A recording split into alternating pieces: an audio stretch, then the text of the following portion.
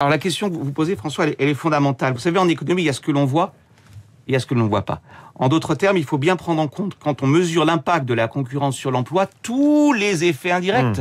Car si vous avez un gain de pouvoir d'achat, ce pouvoir d'achat supplémentaire, vous allez le dépenser également dans d'autres secteurs. Donc il faut également prendre en compte les emplois qui sont créés dans d'autres secteurs. C'est plus difficile à mesurer, en tout cas on le voit moins directement.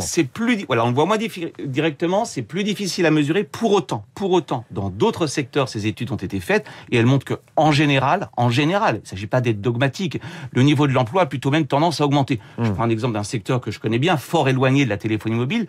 Le transport aérien, l'entrée des compagnies low cost, quand vous regardez au final, en réalité, vous n'avez pas eu de baisse de l'emploi. Je parle pré-crise de Covid, bien entendu. Beaucoup plus de clients, beaucoup plus de vols, beaucoup plus donc de pilotes, d'hôtesses, de stewards. Parce que sinon, on en vient à penser que la concurrence est du côté des consommateurs et qu'elle est contre les producteurs. C'est beaucoup plus subtil que cela. En réalité, la concurrence élargit la taille du marché et profite indirectement aux producteurs. Elle a même profité, la concurrence, indirectement, à Orange, SFR et Bouygues. Pourquoi? Parce qu'ils ont dû ajuster leur prix à la baisse, ce qui a fait baisser leurs profits. Et lorsque vous baissez le prix, vous aussi, vous gagnez des clients. Donc attention à ne pas raisonner à taille du marché constante.